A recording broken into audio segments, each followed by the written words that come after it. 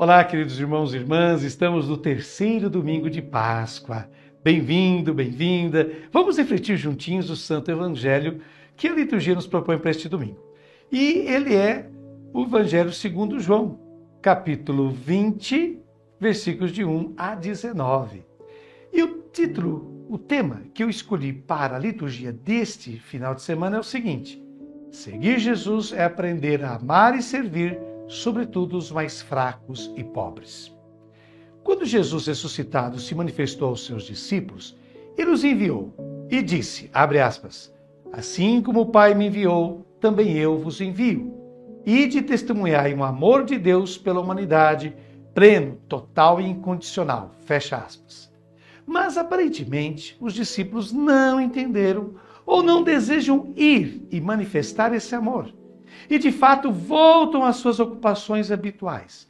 É o que nós vamos constatar lendo agora o capítulo 21, desculpa, eu falei 20, né? 21 do Evangelho de João, de 1 a 19. Vejamos agora então o versículo 1. Naquele tempo, Jesus apareceu de novo aos discípulos, à beira do mar de Tiberíades. A aparição foi assim. É a terceira vez que Jesus ressuscitado se manifesta. O número não deve ser entendido de forma aritmética ou matemática, mas significa a completude, a plenitude das aparições, das experiências de Jesus ressuscitado. Continuemos lendo o versículo 2. Estavam juntos Simão Pedro, Tomé, chamado Dídimo, Natanael, de Caná da Galileia, os filhos de Zebedeu, outros dois discípulos de Jesus. Natanael é o último dos discípulos chamados por Jesus. O evangelista quer chegar ao número 7, que indica a totalidade dos discípulos. Por isso que ele menciona todos esses nomes. Vejamos agora o versículo 3 do capítulo 21. Simão Pedro disse a eles, eu vou pescar. Eles disseram, também vamos contigo. Saíram e entraram na barca, mas não pescaram nada naquela noite. Pedro ainda continua em seu desejo de ser o líder. É ele quem toma as decisões. É uma característica do Evangelho que os discípulos, nos momentos difíceis, nos momentos de crise, em vez de estarem com Jesus, estejam com Simão Pedro. E os resultados são catastróficos. Jesus havia dito, abre aspas, sem mim nada podeis fazer, fecha aspas, como está em João capítulo 15, versículo 5. E disse que, abre aspas novamente, vem a noite quando ninguém poderá trabalhar, fecha aspas. Isto aparece em João capítulo 9, versículo 4. Mas os discípulos ainda não entenderam. Prossigamos lendo os versículos de 4 a 6 do capítulo 21 de João. Já tinha amanhecido e Jesus estava de pé na margem, mas os discípulos não sabiam que era Jesus. Então Jesus disse, moços, tende alguma coisa para comer? E responderam, não. Jesus disse-lhes, lançai a rede à direita da barca e achareis. Lançaram, pois, a rede e não conseguiam puxá-la para fora, por causa da quantidade de peixes. Eis então a ação paciente de Jesus que renova o seu convite à missão. Já tinha amanhecido, portanto, quando a luz já começa, aparece a imagem de Jesus. A imagem de Jesus que surge. E Jesus chama os discípulos de filhinhos e não de moços, como aparece no lecionário da nossa igreja no Brasil, que é um termo cheio de doçura, ternura, delicadeza. Vós tendes alguma coisa de comer? Literalmente, o pão. Então, algo para colocar no pão. E quando diz grande quantidade, literalmente é grande multidão de peixes pescados. Esse termo multidão é importante, porque o evangelista o usou no capítulo 5, no episódio da cura no templo de Jerusalém, na piscina de Betesda, quando havia uma multidão de cegos, coxos e paralíticos que eram os excluídos, os marginalizados. O que o evangelista quer nos dizer então? Que a missão do grupo de Jesus deve ser dirigida aos excluídos, marginalizados, rejeitados e alienados. É lá que a pesca será abundante. Prossigamos, lendo os versículos de 7 a 8. Então o discípulo a quem Jesus amava disse a Pedro, é o Senhor. Simão Pedro, ouvindo dizer que era o Senhor, vestiu sua roupa, pois estava nu, e atirou-se ao mar. Os outros discípulos vieram com a barca, arrastando a rede com os peixes. Na verdade, não estavam longe da terra, mas somente a cerca de 100 metros. O discípulo a quem Jesus amava. Esse é o discípulo anônimo que continua a sua presença em todo este seu evangelho. Ele tem a experiência do Senhor e imediatamente o reconhece. Depois se diz, apertou a túnica na cintura, literalmente cingiu a túnica, o que significa uma atitude de serviço, como Jesus quando começou a lavar os pés dos seus discípulos, lá no capítulo 13 de João. Ele estava nu, diz o evangelista sobre Pedro. E é estranho que o discípulo que estava nu coloque seu manto e depois se jogue na água. O evangelista está naturalmente dando um significado figurativo a tudo isso. Nu porque não tem o distintivo do serviço de Jesus. Porque é o serviço que torna alguém discípulo de Jesus. Prossigamos, versículo 9. Logo que pisaram na terra, viram brasas acesas com peixe em cima e pão. Este fato do pão e do peixe lembra a partilha de pães e peixes, que é uma imagem da Eucaristia. Confira lá em João capítulo 6, versículos de 1 a 13. Prossigamos, lendo agora os versículos de 10 a 12a. Jesus disse-lhes, trazei alguns dos peixes que apanhastes. Então Simão Pedro subiu ao barco e arrastou a rede para a terra. Estava cheia de 153 grandes peixes. E apesar de tantos peixes, a rede não se rompeu. Jesus disse-lhes, vinde comer. É a delicadeza de Jesus, que se propõe como aquele que oferece a vida, como aquele que propõe esta vida nova. Prossigamos lendo os versículos de 12b a 14.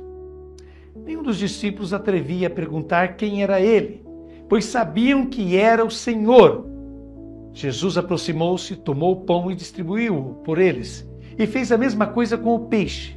Esta foi a terceira vez que Jesus, ressuscitado dos mortos, apareceu aos discípulos. No amor que se torna dom, percebe-se a presença do Senhor.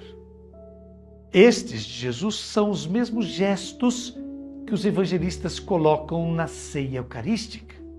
A Eucaristia é o alimento que restaura e comunica a força.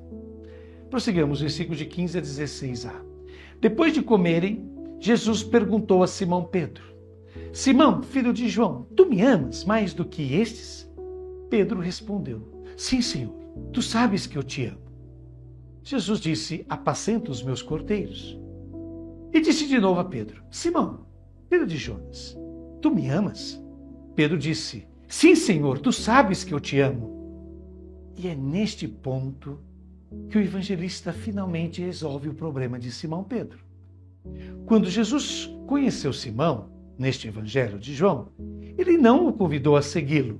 Confiram lá em João capítulo 1, versículos de 35 a 42. Então, aqui está o mais recente confronto dramático entre Jesus e este discípulo, Simão Pedro. Ao dizer que ele é filho de João, filho significa discípulo de João Batista. Ele permaneceu com a ideia de João Batista. E ele diz, sim, Senhor, sabes que eu gosto muito de ti. Jesus perguntou se ele o ama. Ele sabe que não pode responder que o ama. Na verdade, ele diz, gosto muito de ti. Mas Jesus aceita essa resposta. E aí complementa, apacenta meus cordeiros, ou seja, os elementos mais fracos da comunidade. Então volta à carga. 2 vezes Jesus pergunta se Pedro o ama, e 2 vezes ele lhe responde que gosta dele. Vejam só vocês. Vejamos agora os versículos 16b a 17a. Jesus lhe disse, apacenta as minhas ovelhas. Pela 3ª vez perguntou a Pedro, Simão, filho de João, tu me amas? Pedro ficou triste porque Jesus perguntou 3 vezes se ele o amava. E respondeu, Senhor, tu sabes tudo, tu sabes que eu te amo. O número 3, para o pobre Simão, Lembra sua traição com o canto do galo. 2 vezes Jesus lhe perguntou, tu me amas? E 2 vezes Simão respondeu, eu gosto muito de ti. Agora, pela 3ª vez, Jesus o pressiona e diz, tu gostas de mim? Na tradução do lecionário não aparece essa variação, mas no grego original sim. Tu gostas muito de mim? Pergunta Jesus. E aqui está finalmente o colapso de Simão.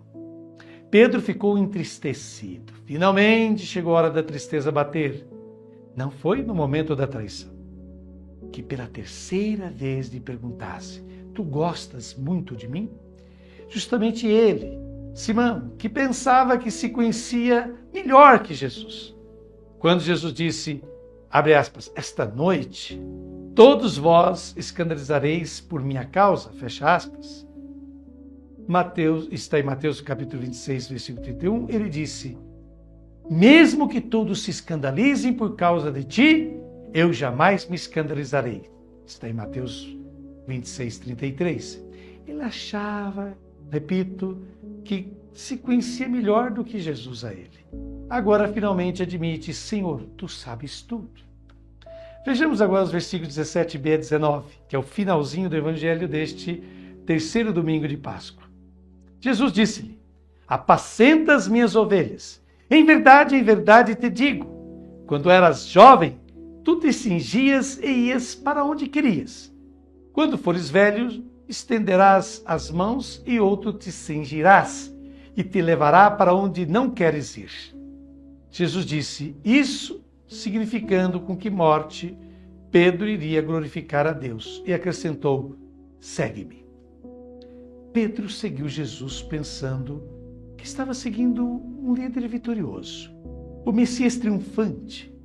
E Jesus, em vez disso, o faz entender que segui-lo significa passar pela ignomínia, pelo desprezo, pela cruz. Agora, finalmente, este discípulo compreendeu e aceitou este convite de Jesus. Pela primeira vez, Jesus convida Simão a segui-lo, justamente no final do Evangelho.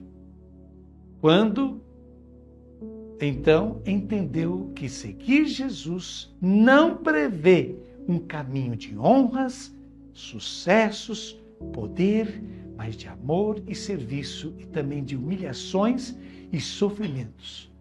Só neste momento Jesus diz ao discípulo, segue-me.